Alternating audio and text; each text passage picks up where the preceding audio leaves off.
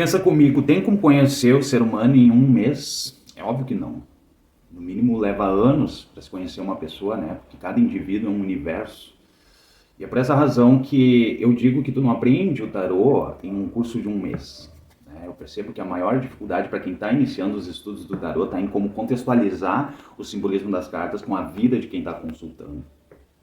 Por exemplo, de que adianta eu saber o que é o símbolo do caduceu se eu não sei como isso se aplica na prática? Né? É o que eu sempre digo, né? O tarô é a vida expresso através dos 78 arcanos. E qualquer ciência oculta que não se ocupa da vida não tem utilidade, né? Porque, como dizia Buda, a verdade é aquilo que é útil. Né? E é por essa razão que eu resolvi gravar essa série de vídeos, dando um pontapé inicial, né, para aqueles que estão começando com os estudos do tarô. Então, nós vamos falar do louco. Né? O louco, ele tem nome, mas ele não tem número. Né? Ele é como a figura do Coringa nos nossos baralhos comuns de entretenimento, né? Que pode assumir qualquer carta numerada ou figura da realeza. Né?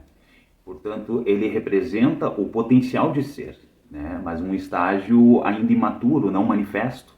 Né? É como o espírito antes de encarnar, livre de qualquer condicionamento social, cultural. Né? Ele é a figura do eterno viajante que caminha pelo mundo, né? Sem vínculos ou nacionalidade, que faz o que quer. Né? Ele vai para onde quer, né? Porque não tem preferências. Né? A questão é que ele ainda não sabe para onde. Numa leitura, né, o que ele representa? A essência, né, a alegria de viver, a liberdade de ser e fazer o que quiser, né, a fuga de todas as regras e normas, né, o espírito como fonte de todo o potencial. Então, temos o mago. Né? O mago, ele é o número 1, né? Portanto, ele indica um começo, né, o início de uma atividade. O chapéu dele forma o símbolo do infinito, né? E o bastão apontando para a moeda, né, na outra mão, indicam que é a inteligência para criar a realidade. Né? Ele tem os pés em direções opostas, expressando indecisão, dúvida. Né? Talvez ele não tenha o conhecimento suficiente, né, e por isso duvide das suas capacidades. Né? Ele tem aqui os 4 naipes sobre a mesa, né, que poderiam ser traduzidos como o sentimento, a mente, a criatividade, o corpo. Né? Tudo está por fazer, ele precisa apenas escolher por onde começar.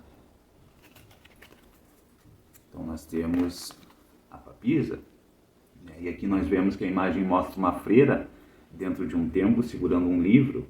Né? Ela evoca o retiro, o estudo, né? E pode indicar o preparo, o acúmulo de conhecimento.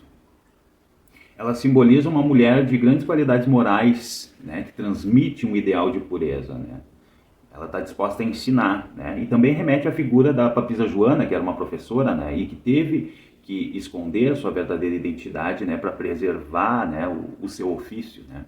O véu encobrindo aqui, né? A sua cabeça, né? Poderia indicar que ela oculta um segredo, né? Que as suas ideias estão veladas. Né? Poderia ser o conhecimento da magia ou algum conhecimento que coloca em risco o Estado.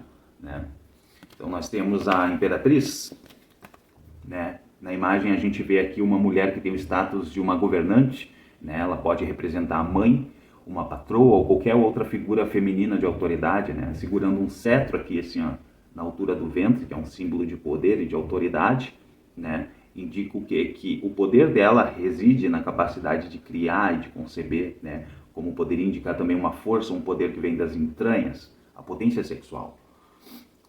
Numa leitura, ela pode representar uma figura feminina que exerce poder, né, a sedução, a criatividade, ou simplesmente uma mulher com pulsões dominadoras.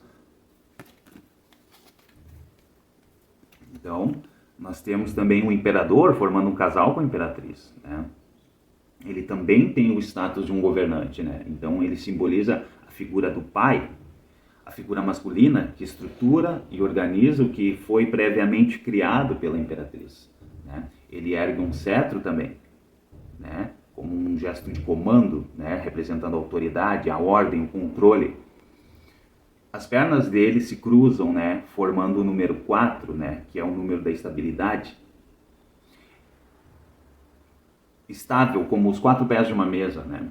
Em uma leitura, ele pode evocar questões relacionadas a uma figura masculina de autoridade, como o pai, né, bem como as preocupações do consulente, né, em se tornar senhor da vida material.